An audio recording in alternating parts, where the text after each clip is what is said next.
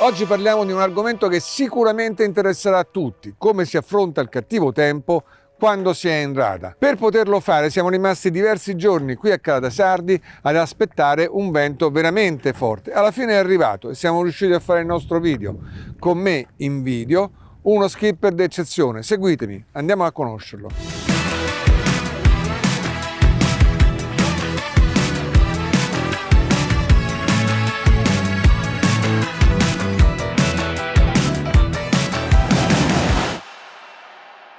Allora Carlo, ho visto ci sono all'incirca tra i 27 e i 30 nodi adesso, ma per questa notte sono previsti 40-45 e con raffiche anche forse un pochino superiori. Quindi io direi approfittiamo che è ancora giorno, andiamo a cercarci una rada e prepariamo la barca per affrontare la notte. Andiamo a prenderci un buon posto per stanotte. Perfetto. Come avrete capito, il tema di questa lezione di Io Navigo è come affrontare una burrasca in rada. E la giornata diciamo che è perfetta, ci sono 30 nodi di vento e per questa notte ne aspettiamo realmente 40-45 di tramontana cregale.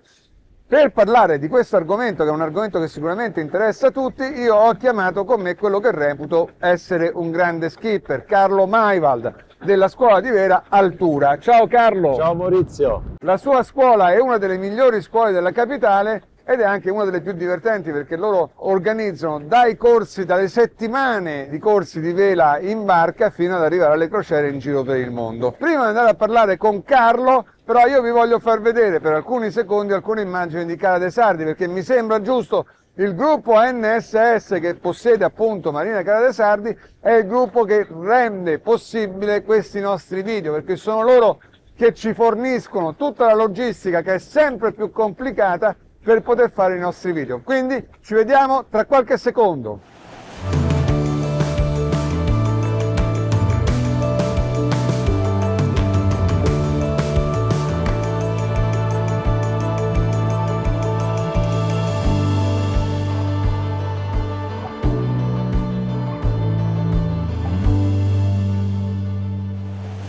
Carlo, vedo che la tua rada tu già l'hai scelta, stiamo entrando. Sulla base di che cosa l'hai scelta? Cosa hai cercato? Allora, ho cercato una rada profonda con un'ampia protezione da più settori, in modo tale che se di notte ci dovesse essere un piccola rotazione del vento non mi crea problemi.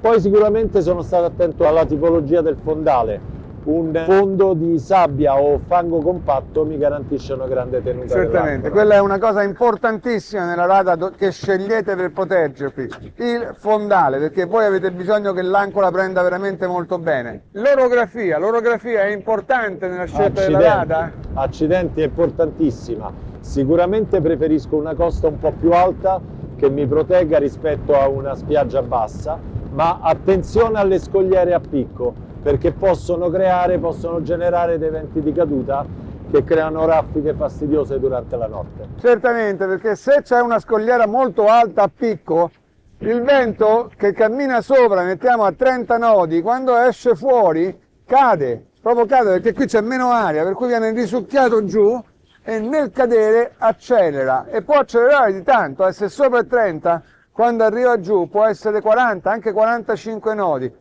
Non è pericoloso perché non alza onda, non c'è frecce, siamo appena sotto costa proprio, però dobbiamo essere pronti a reggere raffiche di quell'intensità. Detto questo, io direi che siamo nella rada, possiamo andare, prepararci, metterci controvento a emanare le vele e cominciare a vedere quello che facciamo per poter affrontare la notte. Andiamo. Okay? Andiamo.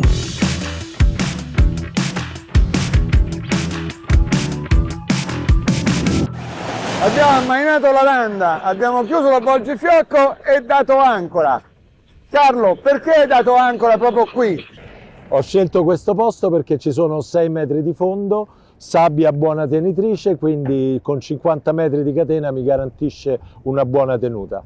Poi questa sera, se aumenterà il vento, daremo un pochettino più di catena. Perfetto, per cui come vedete quello che sta scritto sui manuali della patente nautica lascia un po' il tempo che trova. Loro dicono che bastano 3 volte, 4 volte il fondale. No, se io sto in una rada e la rada me lo permette, ovvero sia una rada molto grande e ci sono poche barche, e vi assicuro che quando ci sono 30 nodi in rada di barche ce ne sono poche, io vado a mettere giù tanta catena. In questo caso 6 metri di fondale, 50 metri già varati, vuol dire che io sto a circa 9 volte il fondale.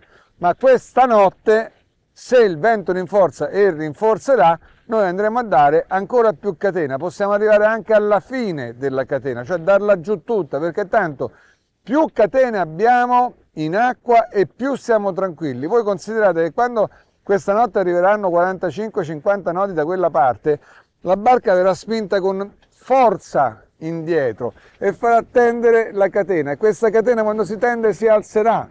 Ora, se la catena è lunghissima, questo movimento non arriverà mai all'ancora, ma se invece il calomo non è abbastanza lungo e il movimento arriva all'ancora, è capace che io faccio alzare il fuso dell'ancora e l'ancora rischia di spedare.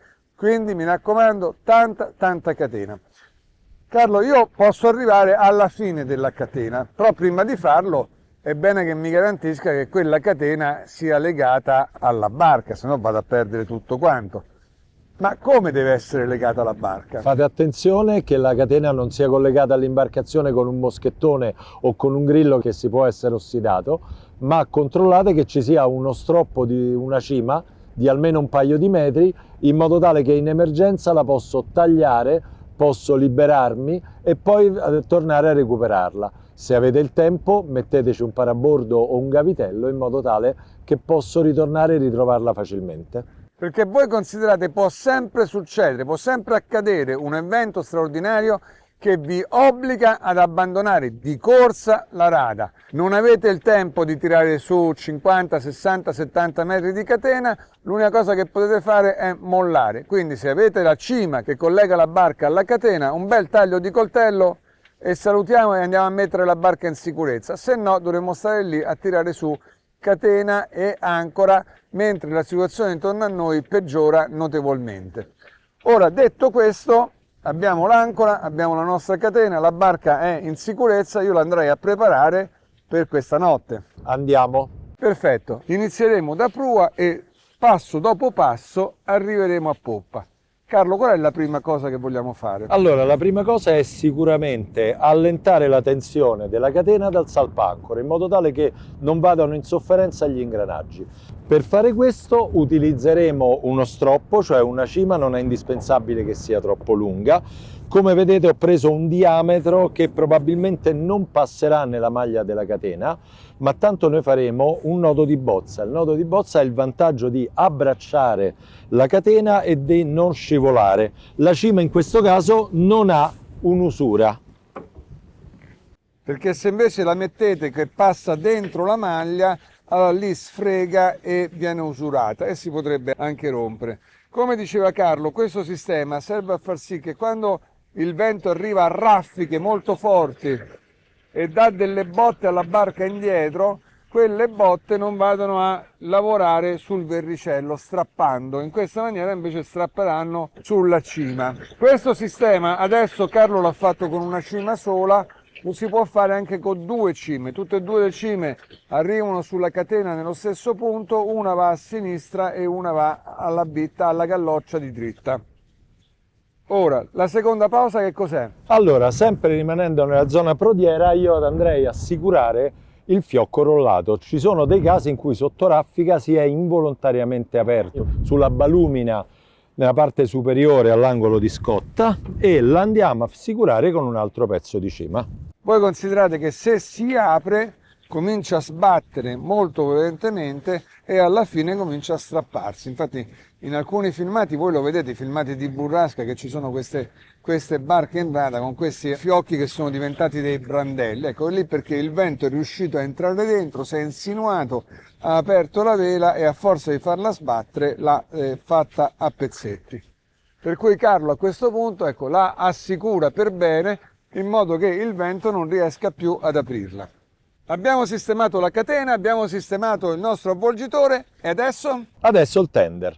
Il tender non lo lasciamo sicuramente in acqua perché se dobbiamo mollare gli ormeggi di notte di corsa non abbiamo il tempo di caricarlo a bordo e lo possiamo tirare su tranquillamente con una trizza anche se non vogliamo fare grossi sforzi. Lo leghiamo sulla tuga, cosa importantissima, deve essere ben legato deve essere lontano dalla zona prodiera del gavone dell'ancora e di un eventuale calavele, perché non deve interferire in nessuna manovra. Adesso andiamo a legare il tender. Approfitto di una cima, fisso il primo corrente in un punto di forza dell'imbarcazione. Ovviamente ogni unità avrà il suo, ma approfitterò anche dei golfari del tender in modo tale che la cima non possa scivolare.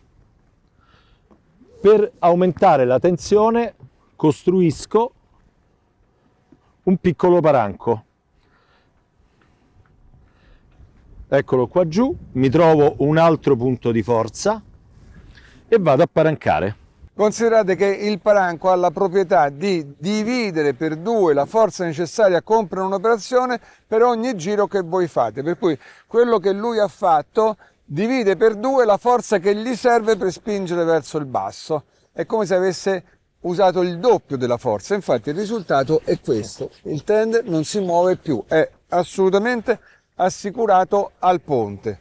A questo punto, se lo facciamo anche a poppa, questo tender è in perfetta sicurezza. Ora io mi muoverei verso mezza barca e andiamo a vedere. Allora andiamo a chiudere il copriranda e assicurarci che la randa non si apra involontariamente durante la notte o durante raffiche particolarmente violente. Andiamo. Carlo, cosa fai sulla randa? Allora andiamo a chiudere il copriranda in modo tale che lei non si possa aprire.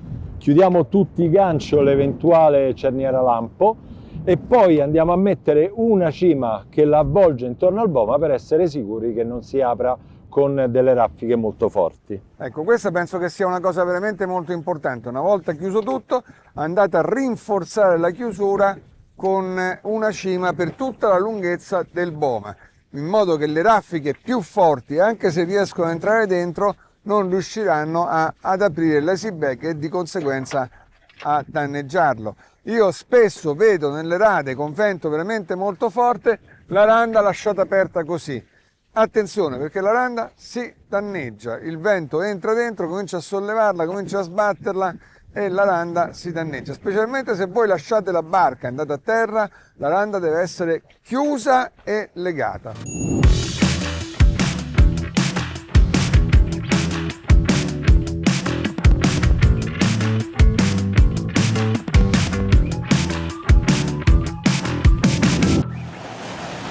Abbiamo visto la randa, l'abbiamo legata per bene, l'abbiamo chiusa, adesso cosa vediamo? Adesso chiudiamo i tendalini. Il tendalino è inutile che prenda vento, si potrebbe strappare, ma soprattutto potrebbe creare un effetto vela che ci aumenta il brandeggio e quindi è inutile tenerlo aperto. Oh, scusami, considerate che ci sono dei tendalini, specialmente delle ultime barche di ultima generazione, che sono fissi, ma non si possono togliere. Quelli li tenerete aperti, ma questi tendalini qua, però con la struttura d'acciaio che viene indietro, questi li dovete togliere, specialmente se sono un po' anzianotti, perché il vento va sotto e li gonfia e in alcuni casi li spacca, per cui li portate indietro, li chiudete così e come li leghiamo? Allora ecco qua, lo andiamo proprio a insalamare. Ecco, ha detto bene lui, ne facciamo un salamino. Oh, vedete cosa fa? Porta sotto, rientra dentro.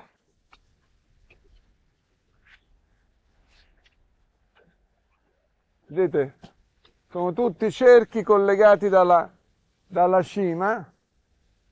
Ecco. L'ultimo cerchio adesso lo va a assicurare da qualche parte. Questo non si apre più, non c'è più modo di farlo aprire, sta in perfetta sicurezza. Un'altra cosa invece che non ha a che fare con un oggetto della barca, ma con qualcosa di altrettanto se non più importante, l'equipaggio. Spesso ci troviamo a navigare con un equipaggio che non è formato da esperti velisti, è formato da persone che stanno in vacanza, persone che ne sanno poco, che si divertono perché è tutto nuovo, è tutto una scoperta. Ma questo si trova quando io arrivo in rada e cominciano a vedere che sto preparando una cosa o un'altra, capiscono che c'è qualcosa che non sta funzionando a dovere e capiscono che c'è una situazione un pochino critica. Tu Carlo, come te la gestisci? Allora, io consiglio sempre di coinvolgerli, quindi di fargli capire quello che sta succedendo. Prendo dei riferimenti a terra per vedere se l'imbarcazione si sposta, controllo lo scandaglio per vedere se cambia la profondità, glielo spiego e mi faccio aiutare anche da loro in modo tale che siano partecipi. Cerco la persona più collaborativa e più operativa e gli spiego come funziona il salpaancore in modo tale che in caso di emergenza, anche di notte, mi possa dare una mano a salpare l'ancora, perché non è detto che lo skipper ce la possa fare da solo in condizioni magari un pochettino più impegnative. Sicuramente le persone informate vivono meglio la situazione. Certamente. Che pericolo corriamo in questa situazione in rada? La rada sicuramente non è pericolosa se abbiamo preparato l'imbarcazione al meglio. Ci possono essere dei momenti di criticità.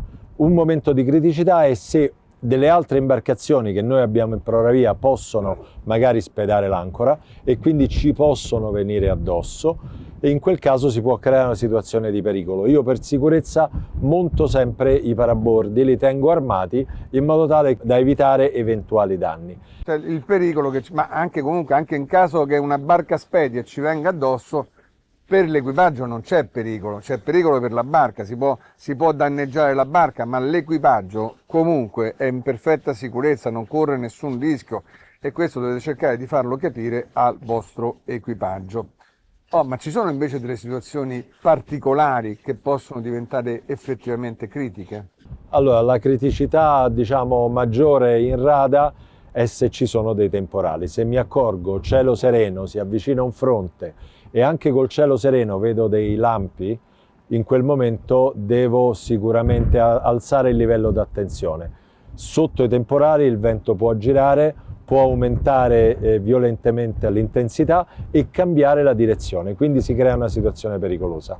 Attenzione pure, perché il temporale porta fulmini e i fulmini sono veramente pericolosi.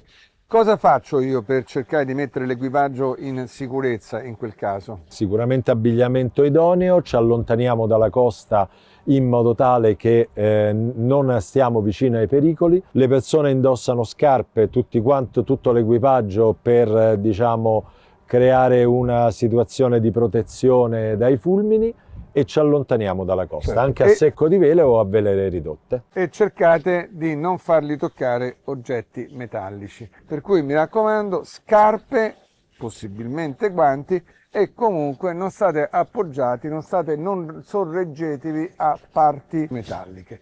Detto questo, io credo che vi abbiamo fatto una panoramica abbastanza esauriente di quello che vuol dire affrontare una burrasca in rada. Io spero che voi non dovete mai sperimentare quello che vi abbiamo detto. Ringrazio Carlo Maival. Grazie a voi. Grazie mille Maurizio. A te Carlo. Vi ricordo che Carlo Maival ha la scuola di vela altura, che è una delle migliori scuole della capitale, e organizza corsi di vela e vacanze. Detto questo, ringrazio anche la NSS Charter per averci messo a disposizione questo Cenaris 46.1 e il catamarano appoggio che sta lì davanti. E vi do appuntamento al prossimo video con SVN Solo Velanet.